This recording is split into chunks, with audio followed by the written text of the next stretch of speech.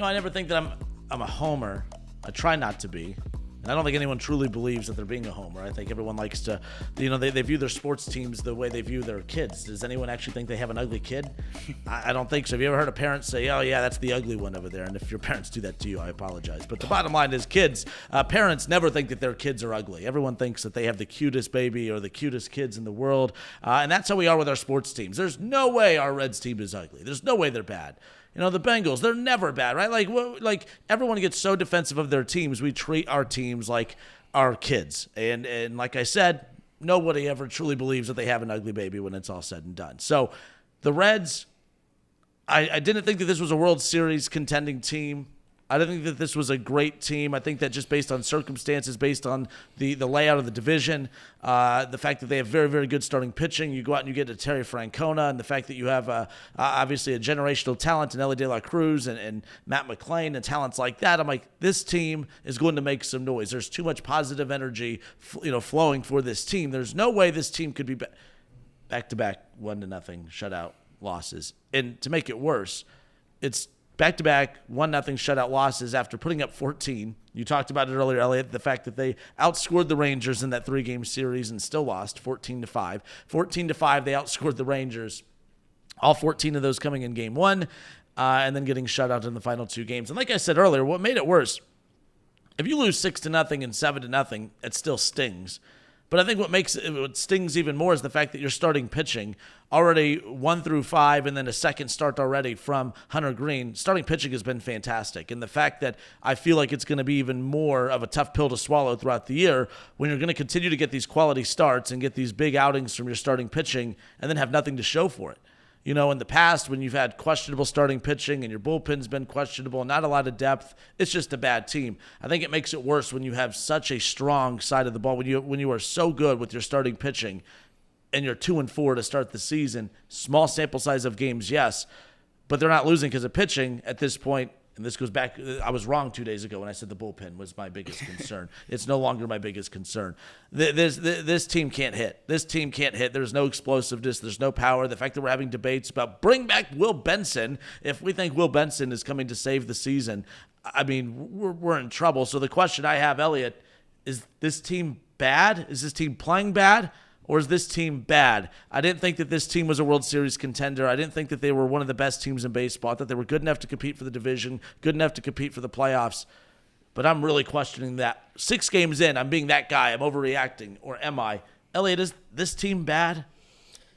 I don't want to say the word bad because when you have the guys that we have on this team being Matt McClain, Elly De La Cruz, Hunter Greene, Nick Lodolo, there's guys on the roster that you're proud that they're Reds and you're happy that they're here because they're really, really good at baseball. So I don't want to say bad. Here's what I'll say. It has been maybe the most frustrating. I would say they're the most frustrating team in baseball, one of them, most frustrating team in baseball. And we go back into the ownership debate every year, the GM debate every year, get crawled debate every year. We do the same thing over and over again every single year. The Reds do the same thing with their roster every single year. We tell them we need offense. We need an outfield power bat. They bring me Austin Slater, hasn't played a game. They bring me Gavin Lux, doesn't really hit a whole lot for power. I would say he's a Jonathan India replacement. He's Jonathan India 2.0. He can play defense better than Jonathan India can. That's how I would compare those two. Saying all that, when you do the same thing over and over again with your roster and you expect a different result, it's the definition of insanity. We all knew what the roster was. And you have the positive fans that will go, well, anything can happen. It can all happen right now, yada, yada, yada. Oh, well, they're hurt. They're hurt. They're always hurt. They've been hurt for the better part of 5 years now. There have been significant injuries that have dismantled the Reds for 5 straight years, it feels like. And we sit here today, Spencer Spiers very clearly not healthy. He is our full-time DH. He can't throw. And he's our full-time DH. Have other people, I saw, Bryce Harper was able. Bryce Harper's an MVP. Some guys aren't able to do that. Spencer Steer, unfortunately, he's not able to play hurt. Jake Fraley, where is Jake Fraley? Somebody tell me where Jake Fraley is because he's not here. He got a hit last night, seemingly for the first time all year. I think it's his second hit of the season. And he immediately gets thrown out at second base. Immediately. to destroy whatever chance, if you want to call it a chance last night, of bringing home a run. The mistakes haven't stopped. For everybody said that the manager was the difference and the manager is going to fix everything. Every mistake that happened last year is still here. Every mistake. The defense still isn't good. The base running's still not good. We've been stealing less bases this season. Yeah, are we 6 games in? Is it early? Sure. It's early. I'm not saying here the season's dead. I'm not going to say what I say on the montage before the show. See, the 2025 season, I'm not saying that. But you're fooling yourself if you think this team is different. You're fooling yourself. It's the same exact roster. The same exact roster. We've switched up a couple positions, but it is the same exact roster, and they don't fix it. We're going to go into every single season worrying about injuries. Every team gets hurt. But guess what? The good teams, they're able to replace the injured guys with guys that are somewhat competent. No disrespect to Jacob Hurtaby's Blake Dunn, but come on. I don't expect, and at no point did I say before the year I expected this Reds team to win a World Series, compete for a World Series, be even in the same sentence as winning a World Series or a pennant of any kind. I said maybe they'd be in a fight for the division, maybe. They're not going to get a wild card with the talent in the National League. They're not going to do it. So you have to win the division. Is it still possible? 100% it is. Anything can happen. That's why sports is the best drama on TV. But you can't look at the outfield right now and say we're in a good spot. You can't do it. And baseball's a funny sport because especially when you have to talk about it every day, they could score 14 runs tonight against Nestor Cortes, and I'd say, you know what? We might be back. We look good. But deep down, I have to know this isn't a consistent enough team to compete for the postseason. Not seriously. And I'm frustrated because, David Bell got ran out of town last year, and the argument against David Bell, I guess, which was fair, is, he didn't win during his 6 years here. He didn't win. He didn't really win. He got to the playoffs, one time? That's fair. But there was the people that argued Terry Francona, a guy that's going to just yell at the players when they make mistakes, openly denies that in press conferences so far to start the season. He said, I believe, and I'm misquoting or off-quoting him here, but it's, if I thought yelling at guys would work, I'd yell at them. If I thought that was necessary, I'd yell at them. But no manager is going to yell at 30-year-olds or 28-year-olds or 25-year-olds. They're professional athletes. They have to know the fundamentals of baseball. Last year, they didn't know the fundamentals of baseball, and this year, one Terry Francona does not change the little things about this roster that make them not great. I'm not blaming Terry Francona the same way I'm not going to blame David Bell for what happened last year, and you're silly if you do. I just think it's hypocritical, and I know I'm Mr. Hypocrisy up here. I get it. I have to talk for sports every day, and I say the same opinions in different ways, and I change my mind a lot. I get it. But if you thought Terry Francona was going to change the dynamic of this roster just simply because he won a World Series a long time ago with a roster filled with Hall of Famers, like Jacob said last year, then you're wrong.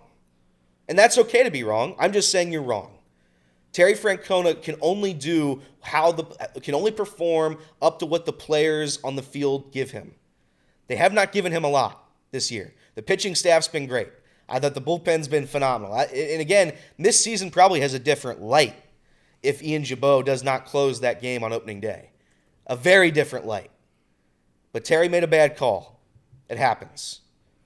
It's just the little bad calls for us. It means so much more than a little bad call for the Los Angeles Dodgers. Because they can rip off 10 in a row, no problem. They lose a bad one, they make a silly mistake, boom, 12 in a row. Freddie Freeman hurt? Okay, we'll replace him with another Hall of Famer. When we replace Tyler Stevenson, it's with Jose Trevino at the plate. He can't hit. Austin Wynns is a significantly better offensive player, but we need Trevino to play because he's a significantly better defensive player. We have Spencer Steer as our full-time DH. The guy can't throw. He can't use his arms. How is that supposed to work? The mistakes of last year are still here. They're not going away anytime soon. That's what happens when you have a young team. I'm happy the Reds have a young team. I'm happy that we get to watch Elly De La Cruz and Hunter Greene every night. Almost every night, I guess, for Hunter Greene, every fifth night. But boy, it's going to get frustrating here, maybe come next year, the year after, because we know the clock is ticking. We know that. This is the window. You have Elly De La Cruz for a few more years, guys. A few more years. And a wasted season cannot happen. I'm not saying the season's over. I'm not saying the season's dead. I'm just saying you start behind the 8 ball yet again to start a season. You got the Milwaukee Brewers for 4 games to try to bring your season back to life. And that's not exactly a recipe for success. I'm not taking a victory lap. This isn't a victory lap for me defending David Bell last year. I'm just saying if you expected Terry Francona to save the entire franchise, you're probably a little bit misguided. I think the thing about Terry Francona, and I think we discussed this too right when it happened, whether you believe managers have a true impact on the game or not, I think it was what he symbolized. To me, the Reds going out to get a Terry Francona sent a message to me, to you, to everybody that, you don't go get a Terry Francona just to be bad. You go get a Terry Francona to compete. Now, we're 6 games in. 6. And it feels like maybe some overreaction, but at the same time, it's not, because these 6 games, everyone's like, including me, it's just 6 games. These are 6 games carrying over from last year, and they look the damn same. We're talking about how great Elly is, how great Hunter Greene is, and then we go back to talking about the errors, the lack of depth, the base running issues.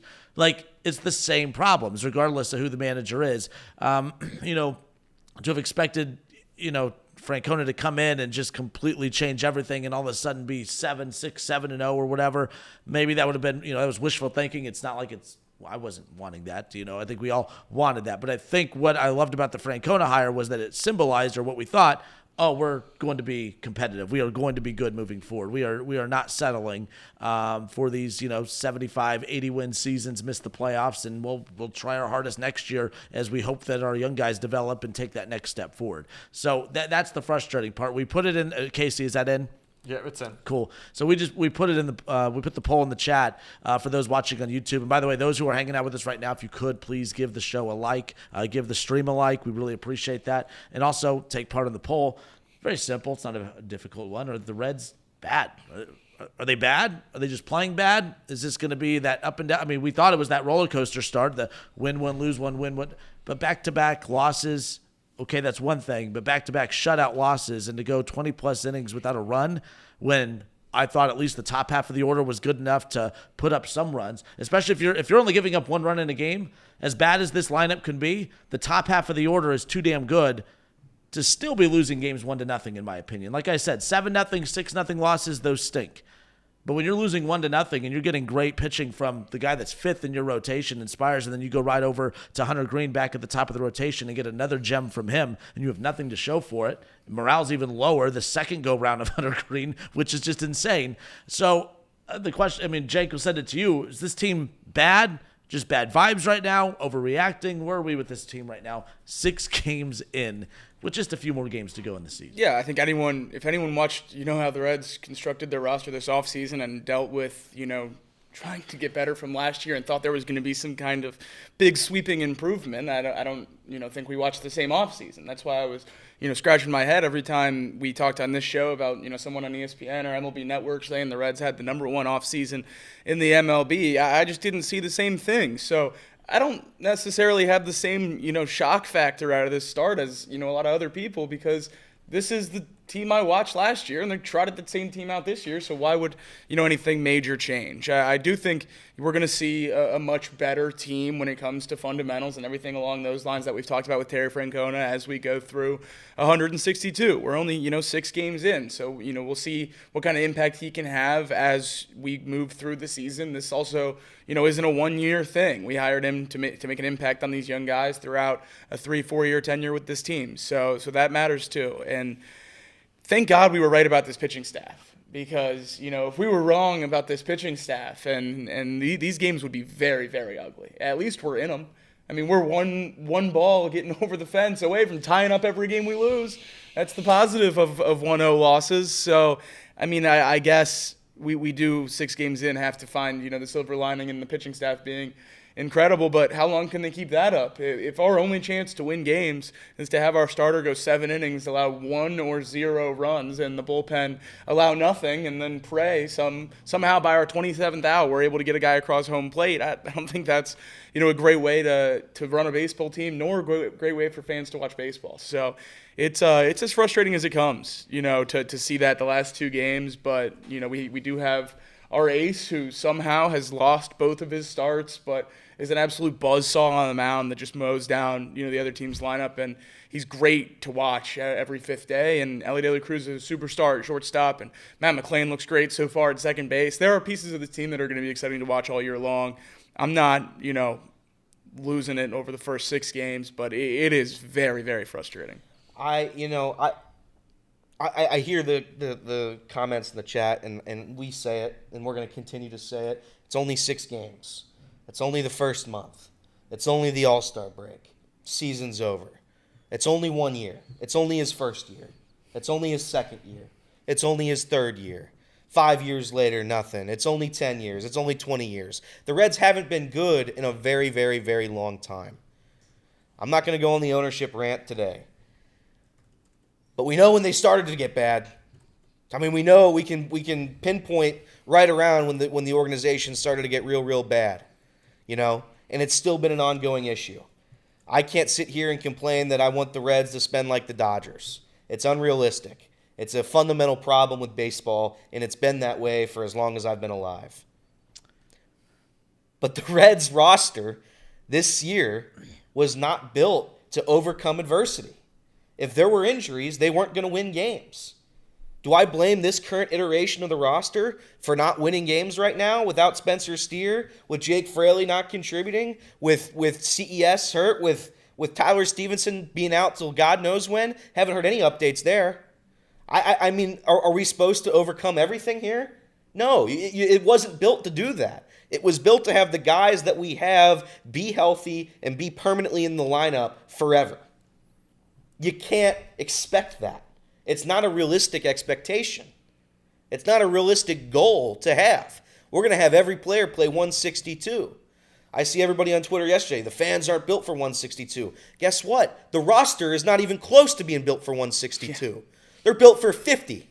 There's a lot of good guys on this team. I'm not discrediting them all. That's why when Justin asked me, are the Reds bad? Is this Reds team bad? And the answer is no. They're not bad. But they're not what you want them to be. They're not what Nick Krall expected them to be. They're not what he hoped they would be. Is it early? Sure. And I'm going to keep saying it's early probably for the next month and a half. It's early. They'll figure it out. But all I'll say is water finds its level, right? And the fact of the matter is the Reds' offense and pitching staff, they've not been in sync for the better part of 3 years. They haven't. So this pitching staff right now, carrying the offense, back-to-back 1-0 losses, that's pathetic. To get absolute gems from your pitching staff back-to-back nights and not coming up with 1 run, are you kidding me? Not 1 run? And you expect that to continue? We're going to lose how many games in a row? 1-0. We're going to lose tonight in Milwaukee 1-0 against Nestor Cortes, who lost the battle to the torpedo bats in Yankee Stadium? That's what we're going to do? You cannot keep losing 1-0. They know that. Everybody knows that. Everybody in the world knows it. But it's increasingly getting more frustrating as the pitching staff continues to dominate and the offense is nowhere to be found outside of 2 guys. I hope something changes. But I'm a little less naive than I was last time. I said I wasn't going to have high expectations. I said I wasn't going to get excited. For this very reason.